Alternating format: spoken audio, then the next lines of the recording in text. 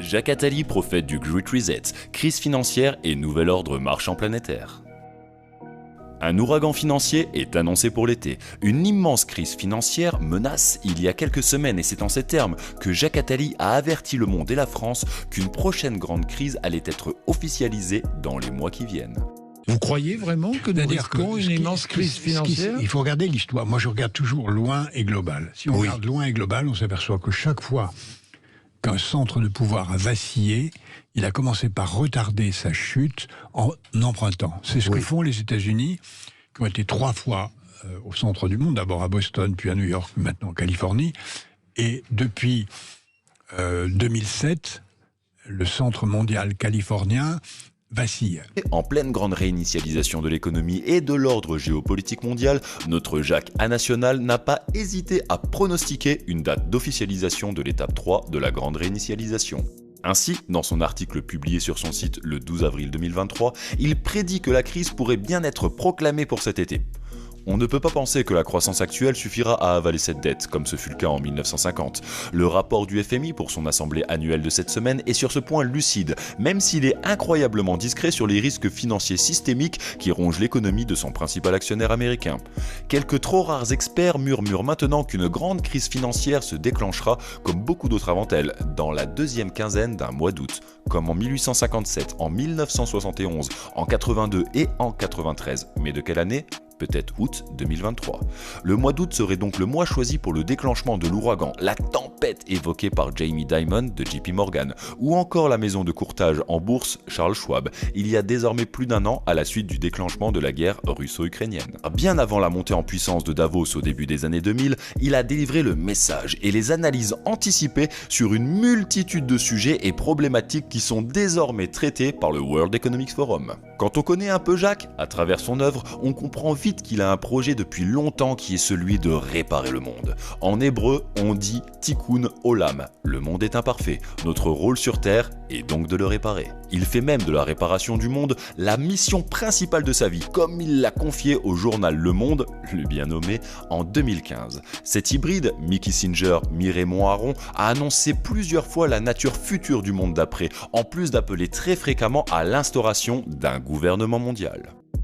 Le nouveau Moyen-Âge 2.0.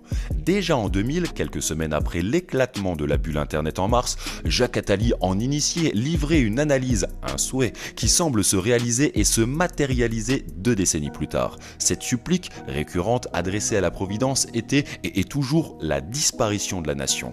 En effet, le conseiller de Mitterrand avait donné une drôle d'analyse pour l'époque, tant elle pourrait paraître hors sol et déconnectée de la réalité du moment. Mais à l'aube d'une nouvelle crise financière et en cette fin de mois de juin 2023, elle apparaît beaucoup plus juste 23 ans après. L'État a-t-il toujours sa place dans le marché pur et parfait que vous décrivez ? L'État national n'a plus sa place. Nous connaissons déjà un exemple de ce qui pourrait arriver, la Somalie. Des bandes tribales s'affrontent sans aucun pouvoir pour les séparer. Mais tout autrement, c'est en train de devenir le cas en France. Nous n'avons pas encore d'État européen et déjà, nous n'avons presque plus d'État français. Aussi, dans la mondialisation, la France est une proie. Pas un chasseur. Ces entreprises sont contrôlées majoritairement par des propriétaires extérieurs. L'État ne peut plus rien leur dicter, sinon ils s'en iront. Nous avons créé les instruments de notre propre chantage. Nous entrons dans une période de nouveau Moyen-Âge. Nous vivons en ce moment la période flamboyante de la fin de l'Empire. L'Empire américain, plus puissant que jamais, ne voit pas qu'il est peut-être déjà en train d'être dépassé par sa propre toute-puissance. Wall Street ne tient plus la bourse. Les États-Unis ne peuvent plus mettre de l'ordre dans toutes les banlieues de l'univers. Se constituent des îlots d'abondance, comme ce fut le cas en Europe dans la période de déclin de l'Empire romain entre le 3e et le 11e siècle. Ces hordes sauvages, regroupant tous ceux qui ne sont pas les privilégiés du système, se constituent. Ce Moyen-Âge bunkerisé est déjà là. Ce sont les guerres locales, les banlieues qui s'isolent, les riches qui s'isolent, les touristes qui se font prendre en otage. Comment éviter cet apocalypse ? Le seul moyen cohérent serait la constitution d'un gouvernement mondial disposant des instruments de régulation sociale du marché au niveau planétaire. Un gouvernement disposant des moyens à l'échelle de la planète dont dispose le gouvernement américain ou la Commission européenne pour superviser les opérations de fusion et anticiper leur impact sur l'écologie, la création d'emplois, les avancées démocratiques. L'évolution du procès Microsoft montre qu'un gouvernement peut obtenir la sanction d'une entreprise qui abuse de son monopole. Que resterait-il aux États nationaux? Tout ce qui permet la fabrique sociale, la défense, la police, l'éducation, la culture et les moyens d'assurer l'égalité des citoyens devant les risques. Comment vivront les gens dans ce nouveau Moyen-Âge? La population mondiale évoluera vers 3 catégories. Au sommet de la pyramide, on trouve les hypernomades, capables d'utiliser librement et sans intervention étatique les technologies pour créer et manipuler l'information, les seuls à voyager physiquement sans cesse d'un continent à l'autre. Ils sont 200 à 300 millions. Au bas de la pyramide, les exclus de la société et des technologies, les infranomades, qui ne voyagent que de quelques kilomètres pour trouver de quoi manger. Dans 30 ans, ils seront quelques 4 milliards sur 9 milliards d'êtres humains. Et au milieu, une classe moyenne qui vivra par procuration, dans le virtuel, dans des distractions exacerbées par les nouvelles technologies, pour ne pas penser, ne pas se révolter. Des nomades virtuels. C'est pour cette raison que le secteur des loisirs, de l'entertainment, prend une importance aussi considérable. Vous pensez donc que la moitié de la population vivra par le réseau, dans le réseau?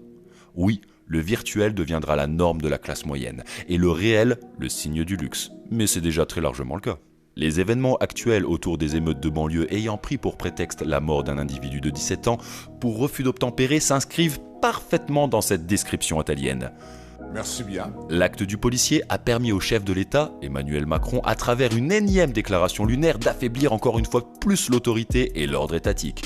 Une guerre civile latente non officielle organisée par le pouvoir hypernomade s'entend, par l'intermédiaire des infranomades peut être déclenchée à tout moment en vue d'imposer des mesures et un cadre qui renforce la société totalitaire dans laquelle nous avons basculé depuis mars 2020.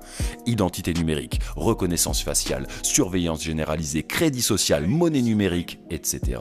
Il est clair qu'en cette année 2023, nous sommes en effet définitivement entrés dans ce Moyen-Âge 2.0. Mais alors notre Jacques Attali serait-il un prophète incompris ? Emmanuel est un ami très proche. Je suis très fier d'avoir été à l'origine de sa carrière. Et c'est un homme très intéressant. Et je suis convaincu qu'il sera un jour président de la République. Je suis convaincu qu'il le sera un jour.